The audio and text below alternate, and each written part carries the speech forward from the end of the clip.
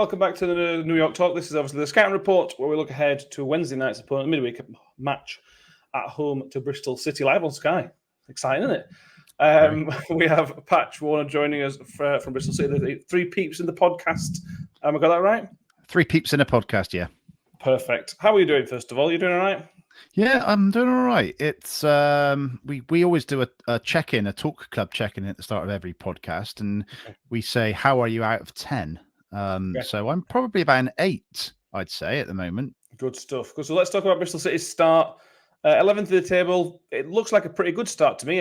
Is it about what you expected? A bit better, a bit worse? Where's it sort of sitting your start? It's exactly what I expected, really. We're exactly where I thought we would be. It's a little bit roller coaster with us. We've won 3, drawn 3, lost 3. So yeah, it's exactly where I thought we would be, to be honest. But yeah, I think we're capable of anything. But yeah, 2-0 up against Stoke on Saturday. Absolutely cruising, and to lose 3-2. So yeah, that's an indication of where we are, I think. Yeah, just to touch on Nigel Pearce, he's been there for a while in football terms, in championship terms. He's been there in age, it feels like.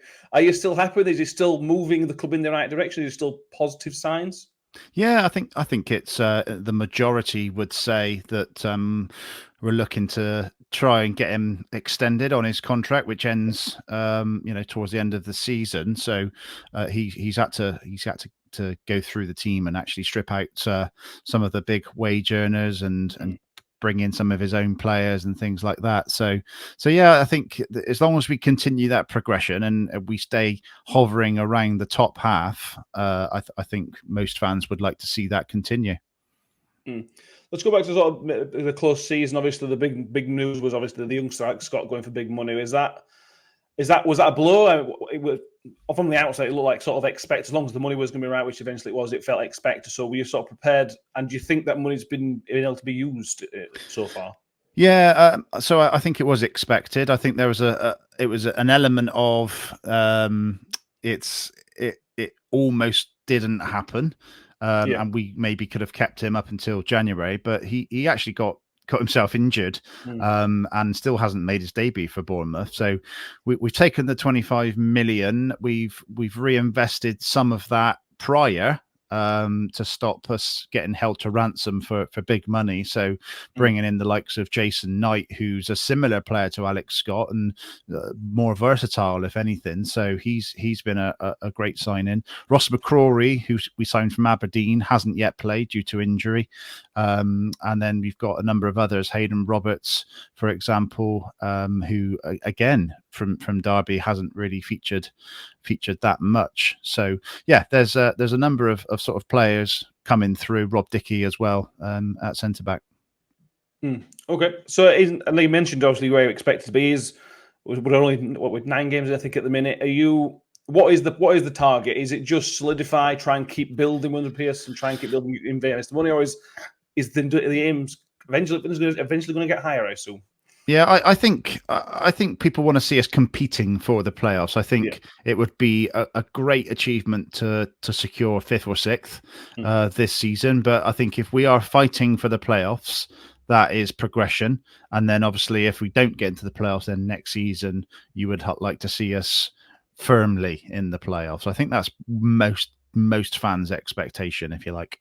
And in Bristol, in the past, it seems from the outside that you can run hot and cold under previous managers, not just Nigel Pearce. It's back-to-back defeats. Is that just because one of them were Leicester and the other one, or is that any concern at all?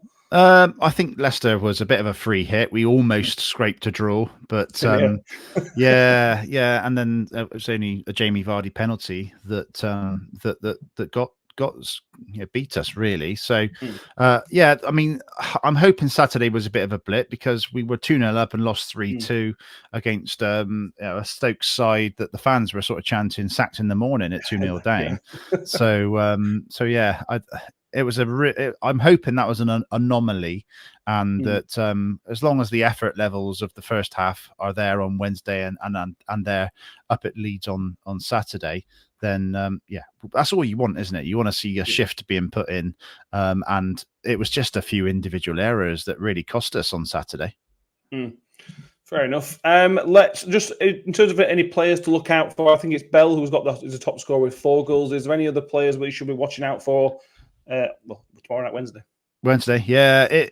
We've got a really settled team, to be fair, in the main.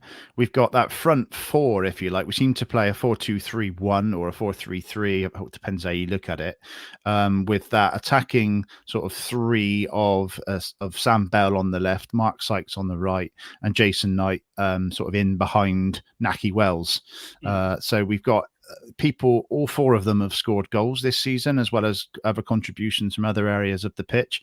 So that front 4 are the ones to look out for. You've also got the attacking pace on the left of Cam Pring and George Tanner or Taylor Gardner Hickman on the right, depending on injuries. And what for me has unsettled the team in the last 2 games has been the loss of Zach Viner, who I know you guys know quite well. So he has been, over the last 18 months, probably our most consistent and best player. Okay.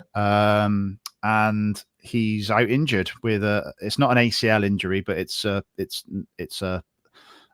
lighter version of damage to the ACL, I think. So he's about 6 weeks out. So we went from a solid pairing of Viner and Dickey to a solid pairing of Viner and Naismith, and now it's Naismith and Dickey. So yeah, it's just re-establishing that connection, I think, is the problem. But Zach is definitely a big miss.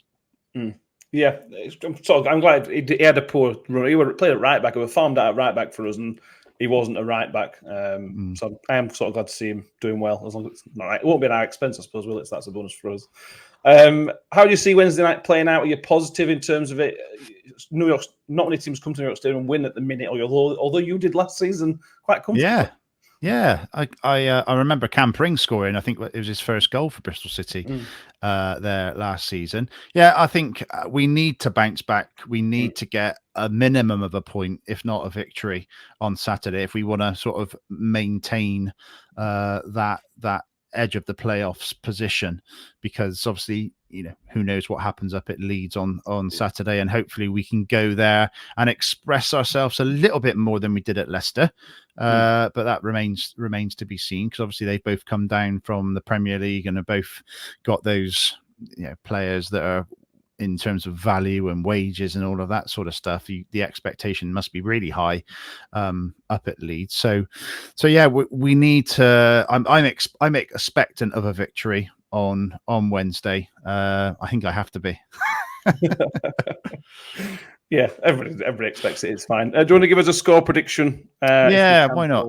Let's go 2-1. 2-1 Bristol City.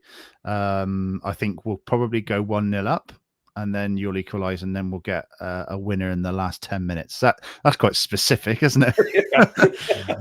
Yeah. If it comes off, you'll look great. I'll give you the scorer as well. So the winning goal will be scored by Tommy Conway, who's going to be coming back from injury. Came on for about 6 minutes on Saturday. So yeah, there you go.